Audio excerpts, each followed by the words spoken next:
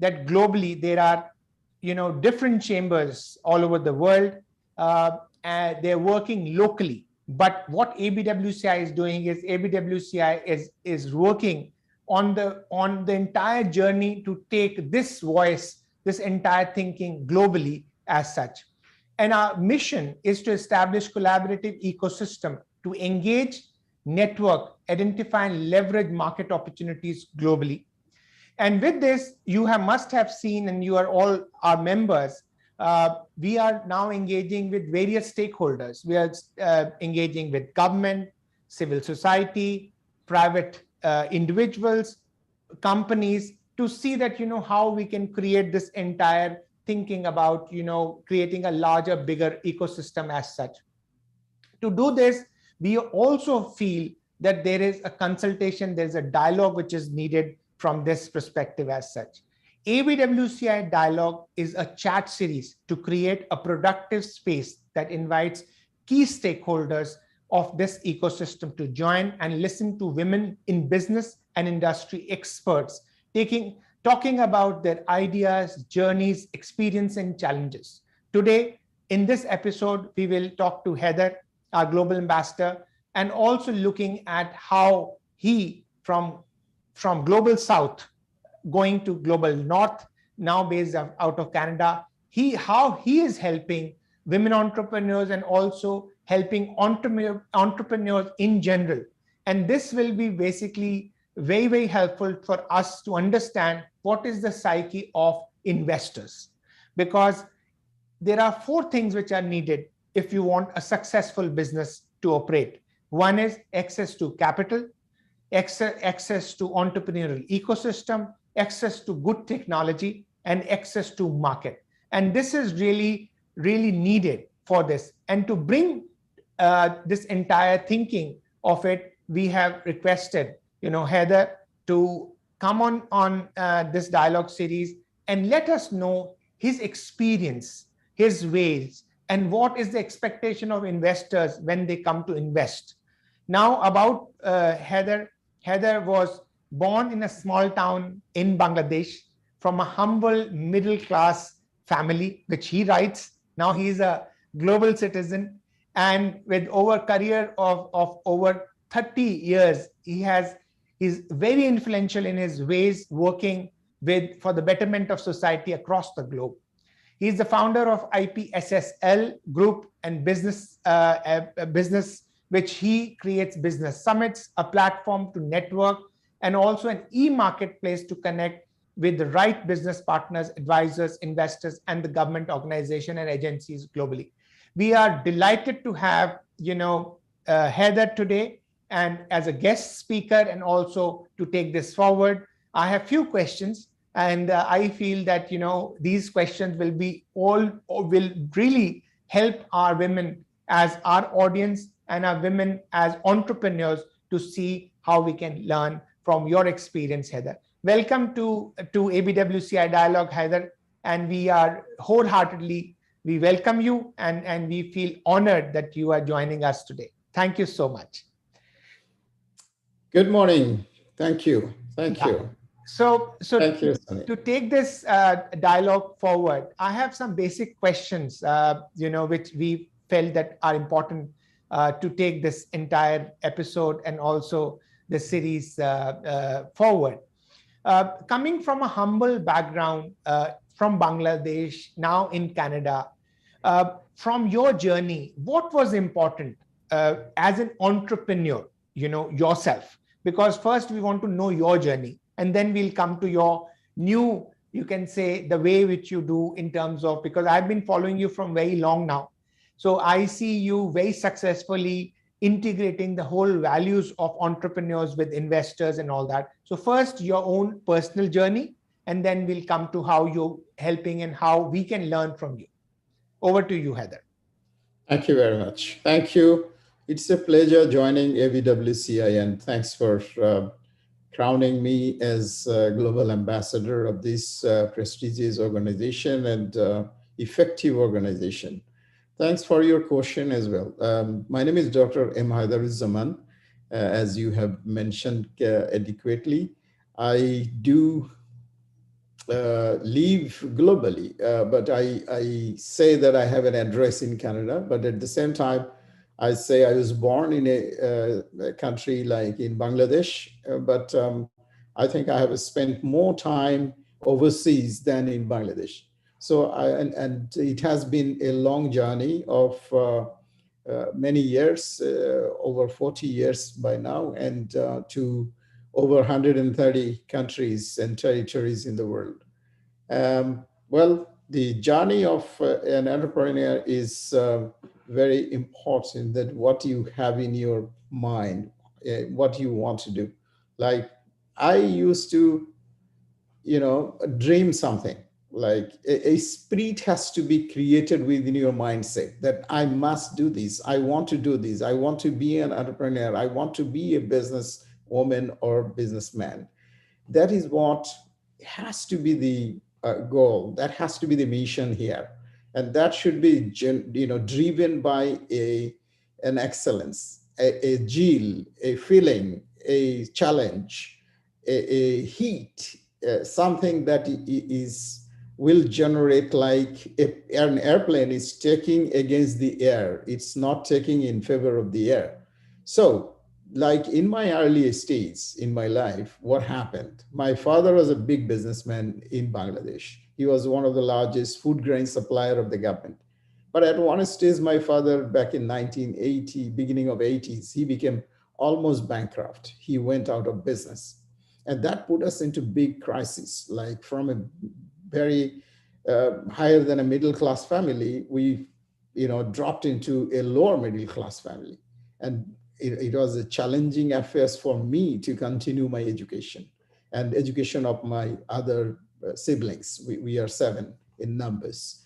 So that really hit me that, oh, I saw something. We had a car. Now we don't have even a bicycle.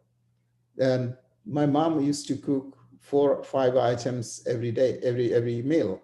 Now we are, brought down to one kind of vegetable or fish or meat. So that's the situation. Oh, my father is selling land to pay our education fees for these 7 kids. So that really hit me. Oh, I need to, bring it, I need to really fight it back. So that gave me a big chill. So back of my mind, it was like I wanted to revive my business or revive the business of my father.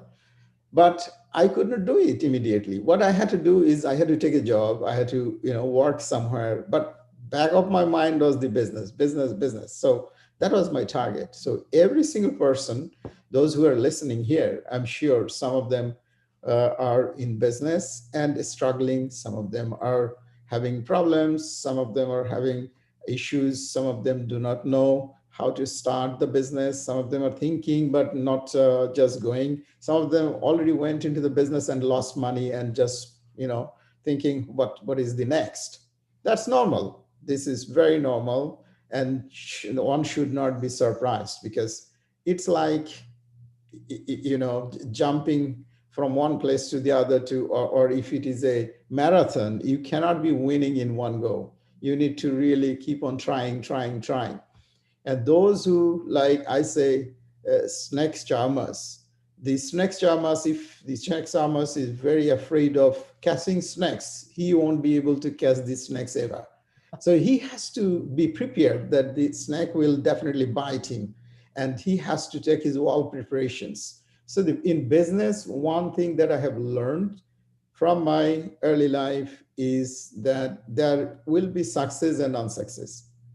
In job, there is nothing as unsuccess. You cannot be unsuccessful. Only very small chances are there that if you are completely non-performing or very poor performing or intentionally not doing the work in your office, the boss will be unhappy, the organization will be unhappy. And there is a very small, slimmer chances of losing your job or not getting into your position that you want to get. But in business, it's on a daily basis. And it's I think the business is the biggest challenge in the world. The entrepreneurs are facing the biggest challenge in the world.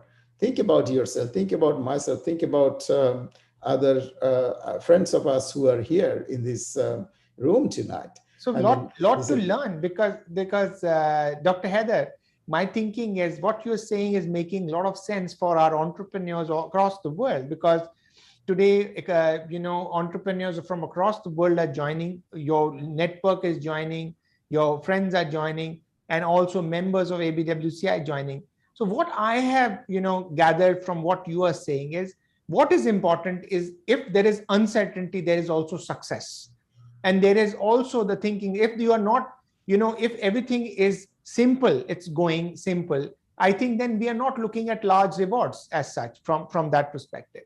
And the learning is that, one time does not stay, as it is, as you're talking about your family and all that. There is a relative question to this. When you started as an entrepreneur, how did you start? And how did you start from the background which you're talking about, and the thinking of it? So if you can talk about that, you're starting, and where are you now today? And also, how did you create? So these are two questions to one. One is the question about, you starting, and then how did you create this entire network? thank you. The way I started, it was a very, very challenging journey. I used to work, as you know, from my background, that I used to work with the United Nations. I was in UNICEF as a senior officer, and I left after 4.5 years. And the small amount of money I got from my retirement from UNICEF, that was my capital. And that was only I think 2,50,000 taka, which is about $5,000 those days. And that was my capital. I bought a car basically with that money, and I started renting the car. Those days there was no car rental, companies as such. So I started renting my single car, but I invited few other friends, that those who had cars, and I said that you have two cars, give me one car. You drive one, and I will manage this car and get you some revenue end of the month. How is it? So one or two of them friends, they were very excited. They said, oh, sure, my one car is sitting idle. So I brought others' cars. So I made it to be a 5 cars fleet. So I started operating the 5 cars fleet for my clients. And that is how I started with a single car, and became a car rental businessman. And I brought later on Hertz Rent-A-Car, and our fleet went up to 650 vehicles. That was a mammoth success story. It grew like anything, because the market was completely empty. There was nobody, no Uber, no Grab, no Ola, nobody was there. Which year was this, Dr. Heather? That was back in 1991. But this is great, because the thinking is, you realized that at that time that there was a need for cars in Bangladesh, because as I go frequently to Dhaka, I see that still that business is doing very well, being Uber or many other service providers, but still the car rental is quite successful. Absolutely. And then also, I got a contract with a big project that they were asking a lot of logistical support. What I did is I did a study on the niche market, that where there is nobody, no player, nothing. And I started the company called One House Logistics, like one call does it all. That was my dialogue. Wow. So, A lot of learning, because you wanted to create a single window for all the support which people needed, and that was needed and still needed in Bangladesh. Absolutely. Absolutely. And one of the company was my client was Procter and Gamble, P&G from India. They were going, and they gave me a lot of business. So many of the clients, and they were demanding that one day, some of the business basically my client gave me. And so one day, one client demanded, can you get us security guards? I said, I have never done it, but I can. Yes. So when you say yes, you can, then you take the responsibility, and it becomes a challenge for you. So I took a challenge. Overnight, I looked for one of my former colleague who was a security guard in my company, and I brought him and said that, can you organize 6 security guards and 1 officer and arrange this to be deployed in next 3 days? He said, sir, don't worry, I will do that. So That's how I launched my security company. I got the contract first and started the business. That was probably, I was very lucky, but because this was But niche market, there was no security company those days. these are all, you know, stepping stones, because what I'm saying is what the learning our entrepreneurs should get from you is nothing is small, you know, No, and if you are willing to explore, if you are willing to learn, if you are willing to understand the market, and you are a go-getter, I think nothing is small from this perspective. And what we have to do is we have to follow our dream. One has to be a dreamer. You know, these are things which one can learn from entrepreneurs like you, Dr. Heather, because today I see you doing so well in not only in business but also in your network. So this is what, you know, and from there, what was the journey after this business? How did you how did you shift? it was a long journey. It's a long story. It will take probably a few days, but I'll tell you a very in a nutshell that, Yeah. you know, I started locally, then I started transforming, like bringing world class brand like Hertz, world class brand like Z4S. I Yes. formed a joint venture. First security company when it was growing, I brought Z4S and let them handle. And when I was a boy of 25 years, I appointed a foreign CEO from India, Mr. Pradeep Singh, to run my own of the business. So that was a kind of an entrepreneurial spirit I had and the leadership capability I had. So, and I didn't, you know, have it from the birth. I had to, you know, gain it out of a lot of work. Out of 24 hours, I think some of the days when my, you know, other friends were going and playing in the football field, I used to work 16 to 18 hours. There is no substitute of that. And there is no substitute of learning. The business is all about learning, like how you talk, how you, when you are talking to a business partner and you are not giving proper attention, the business partner will never do business with you. Like if I'm talking to you and I'm just thinking, I'm talking like this, will you give me proper attention? No, No. you No. won't. You will think Yes. that this man is an, you know, insane, that he's not giving me any attention. He's not listening to me. He's not giving an attention to him as well. So it's absolutely important to deliver the precious services to the client, to the stakeholders, to your partners, to your staff, even, you know, to your colleagues that are working. I think number of my colleagues here joined from all around the world. Number of my, you know, mentees and devotees, they're also here.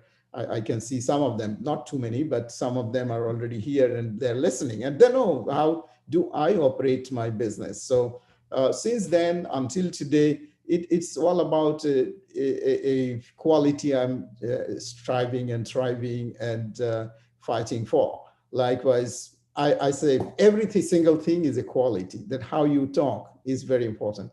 Yeah. Yeah. How you act is very important. How you are bringing a cup of tea, that is also important. How if you are bringing a cup of tea with a saucer, and then the moment you know, if you are bringing the tea carelessly and some of the tea are dropping from your cup, and then the moment as a guest you take the tea and the, you know, the few drops gets down to your shirt and tie and your dress is you know, damaged, how would you feel?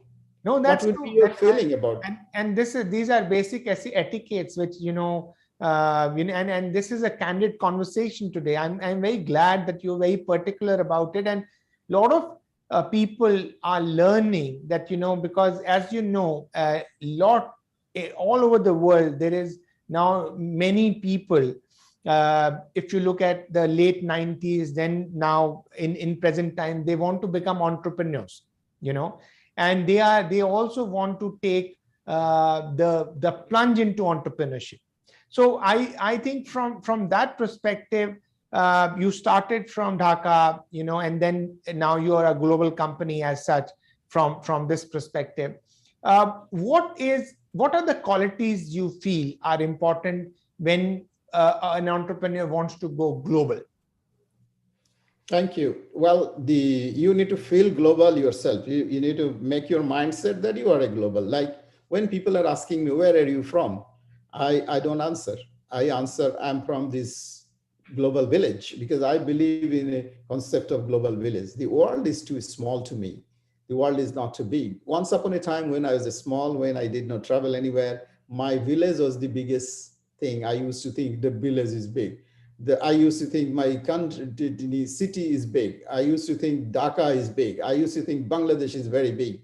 I used to think, oh, Asia, when I visited India, Nepal, Pakistan, Sri Lanka, and all those countries, Maldives and all, then I thought, oh, Asia is big. Then when I started going into Europe and Far East and North America, oh, that's pretty big. And then when I traveled most of the continents, all of the continents and everywhere, every corner in the world, then I see the world is too small. And we are, it's all flat. Everywhere is the same. And we are just been divided that this is India, this is Bangladesh, this is this country and that country. But the world is same.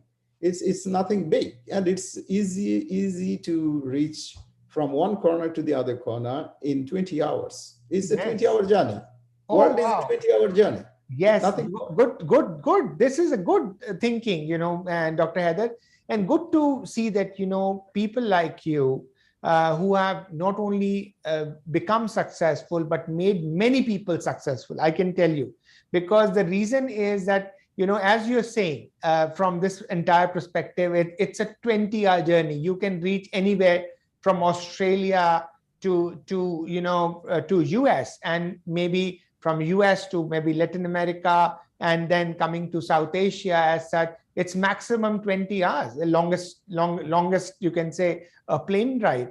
So my thinking is, as you summed up, to see that, from a small village, which is from grassroots, you went to capital, and from capital you went to another capital, which is the larger capital of the world, which is Northern America.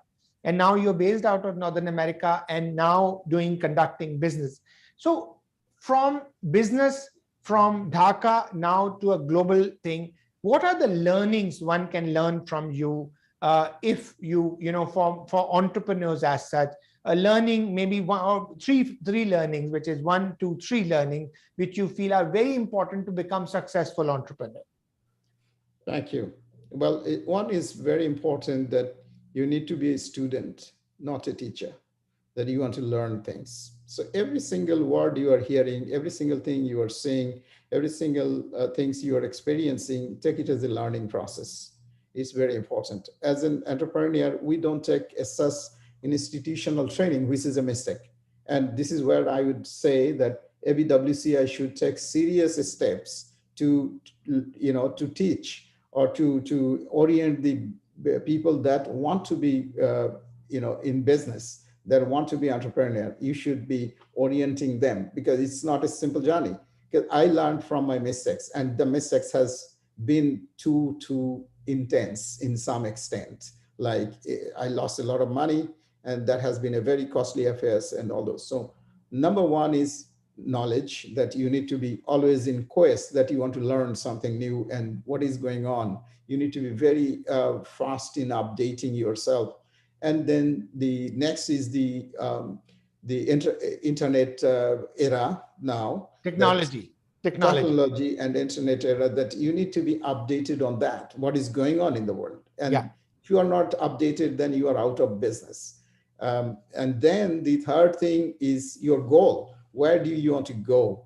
And multitasking is dangerous. I failed in many ventures in my life. I lost a lot of money into my many ventures, because I launched one after the other the companies. At one stage, I had 20, I think, companies, and some of them dropped like anything. So some of our friends, those who are entrepreneur here listening to me, I would humbly request them, I would humbly suggest them that don't look at so many business. Try to do one thing.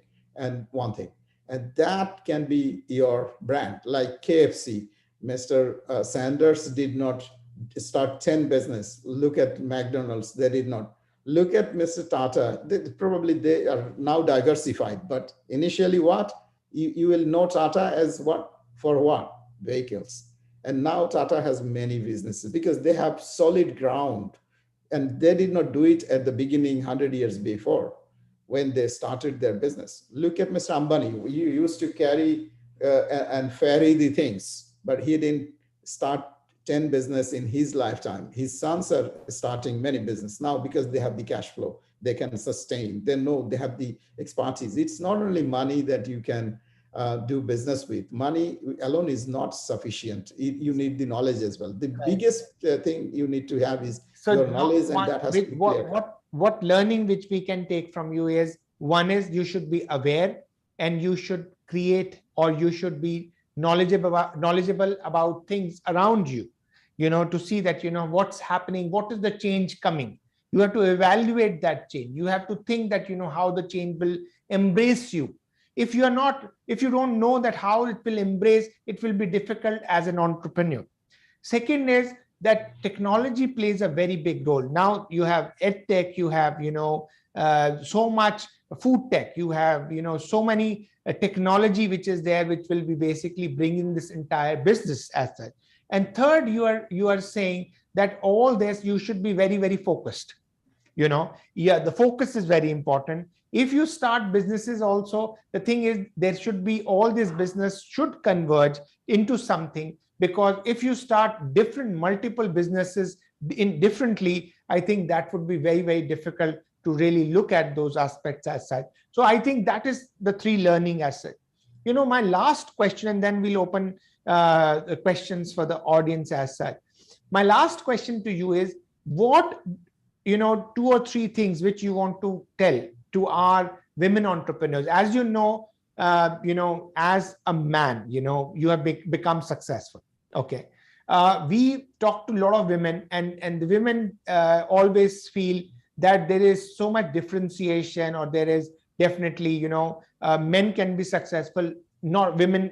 If they are difficult, or they're getting a lot of difficulties on accessing the capital and all that. What are your thinking that, how it should really, how should they do it so that they can raise capital? And because you are dealing with so many investors today, okay, and our women entrepreneurs are across the world, what are the learning they can get when they are looking at investment? Thank you. That's a very important question, because capital plays a very, very strong role in business. That's very, very interesting. And that's what one needs to plan as well. Like many of my business, from my experience, I can tell you, died because of the working capital shortage. I started a business probably thinking that this needs only $100. I'm just giving you an example to start the business, but I did not think that to run the business, I need another $100 as well. So that's where we make a major mistake in our early stage. And that's what I say, everyone, that do a business plan. That's where the education comes. Education means business education. Even if you're doing a small tea stall, you need to do a study, a feasibility on your own. Think and do some feasibility study and see what is your capital requirement.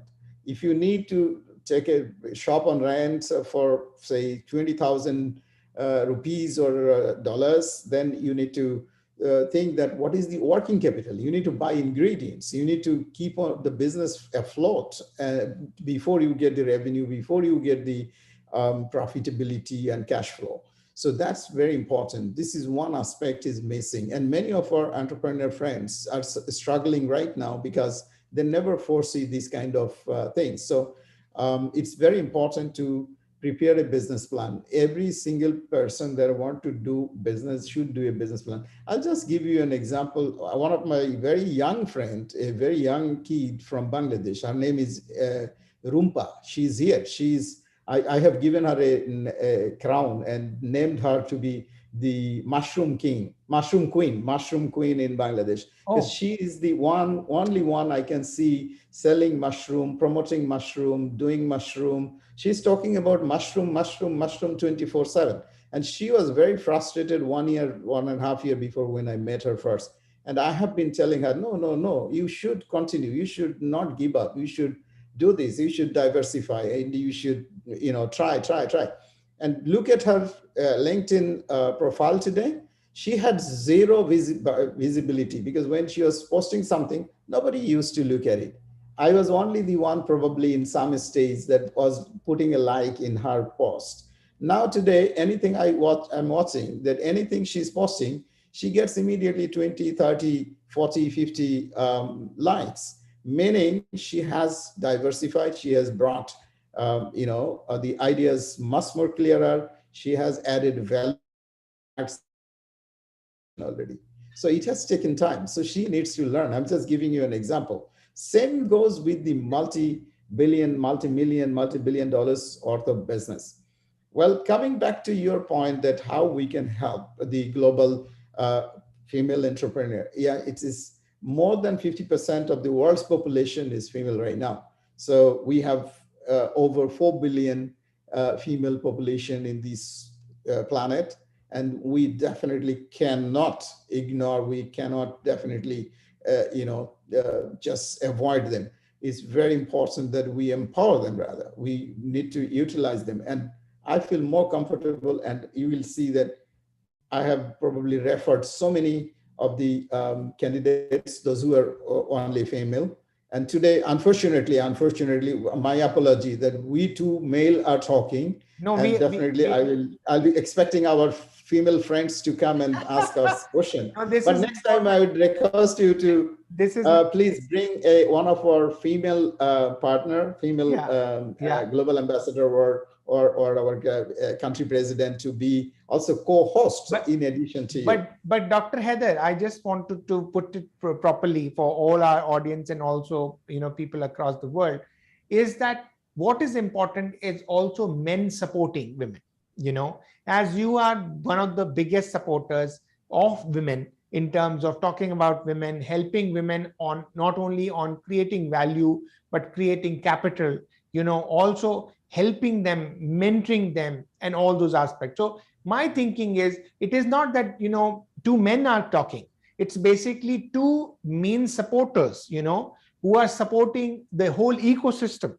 And you don't know my story, because my thinking is we have created ABWCI, which is one of the world's largest platform on this earth for women entrepreneurs. My thinking is there's a story behind it. The story is that why women suffer when they are starting businesses. When they are starting businesses, they should have the best technology, they should have the best capital and all that. So I think the reason is we need more women, and we need more men to support women entrepreneurs. So that's what the thinking is. And I'm feeling honored that you're talking about this, and you're aware, and people like you as global business, I can say businessmen and network owners who run on not only summits and also promote businesses. This entire thing is very, very important. So thank you so much to talk about this. And I will now request our audience, if they have any questions, they can type on the chat box, and I will be more than happy to take those questions as such. Yeah. Thank you, Parul. It has been a pleasure answering your questions. And I would like to say that with my last 40 years almost of continuous work and passion, I have developed a solid ground in access over 150 countries where we have our own presence. Some of the countries we have our own office. Some of the countries we have very, very strong partners, starting from the president of the country to somebody as a security guard. Even we have someone that I can call. We can call and say, we have something to do, that we need your help, and let us do it together. So those kind of solid contacts and communications we have, that we can connect anybody within few seconds when somebody will struggle for a year to get that done. So that's one thing. And then we have definitely financing partner from all around the world, especially from the US, UK, Singapore, and Japan. We have, and Korea as well. Chinese, definitely Indians. We have different partners, different funders from different part of the world. So Yeah. we define the project, where it is and what kind of projects, and we line it up with the appropriate funders to fund the project. So this is what I do, just for your information. Yeah. No, thank you so much. I think this is really nice. I think I was just looking at a lot of comments which have come from a lot of people, who have written on the chat, in the chat box. Everybody appreciating your value, the work which you have done in creating. Some of your really mentors, which you are mentors to some of the women entrepreneurs in across across the world, who are appreciating your value and the work which you have done as such. So with these words, I think not many questions as such today, but I really want to wish you good luck and best wishes from ABWCI. And also, my feeling is that, there will be a lot which one can do with this entire women entrepreneurs as community. And this community would be helpful for as you said, that 50% of the entire world's population is women. My feeling is that they should have the due share, in not only in the capital part of it, investment, and also looking at the wealth they should create. They should become more as wealth creators in this. So thank you so much for participating in today's dialogue, and also thank you for being our global ambassador and helping ABWCI grow. So I'm really, really helpful, for this. I think there is one question which, somebody has posted. And so can we have that question? Sure. If there is a question, definitely we are ready to answer. Yeah. So somebody is asking that why did you leave your job from UNICEF? Thank you. Yeah, because job is job, paycheck is paycheck, service is servant. So, if I'm doing a job, probably I would be the Assistant Secretary General of United Nations headquarters and leading a better life with OPM, other people's money. But I did not want to be that. I wanted to create a lot of ecosystem for my people. Like today, I can say proudly that we have created over 100,000 jobs in the world. We have employed over 1,000 people. One of my company that I formulated that has employed, is still employing over 88,000 people in from a job seeker to a job provider. It's basically, yeah. So the thinking is that starting from the entire thinking of that, you getting a job, now you're providing job, which means that you have created wealth for so many people, and you are working and helping millions of families worldwide. So thank you, Dr. Heather, for your these words, and also thank you for your contribution to this global world and creating this larger, bigger impact. I really, from all of us at the Secretariat, I want to thank you for coming to this show. And also this as you know, this show is it's basically twice in a month. And I will also now will be inviting other guests so that we can work and talk to our ambassadors, our country presidents, and also women entrepreneurs to share their journey, share their experience, and learning should go on. As you rightly said, never stop learning. Be a student, always learn. I think those are the words which you said. And with that, I'm signing off. Thank you, Dr. Heather, and we will see you soon. And thank you so much for coming to this dialogue. Thank you. Thank you very much. And I'd like to express my thanks and give a vote of thanks from all of the members joined here, that you took this initiative. I must salute you for that. You have taken the right initiative to empower the women, and your team, our team has been doing a great job. I do admire and appreciate, and this should be global, and this should be big, and this should be a movement around the world very soon. We'll be seeing it as a very, very successful organization globally. Thank you very much. Thank you, Dr. Heather. Thank you for your kind words. and we need you as really as global ambassador. We also need your help, support. We need your network, friends to support us. I think this is the only organization which has started from a global organization, started from global south, and it is growing all over the world. So very soon, you will see us in 195, 196 countries worldwide, as we have now. We are in 22 countries right now. So thank you so much. You're a shining star, Dr. Heather, and thank you so much for being with us. Thank you.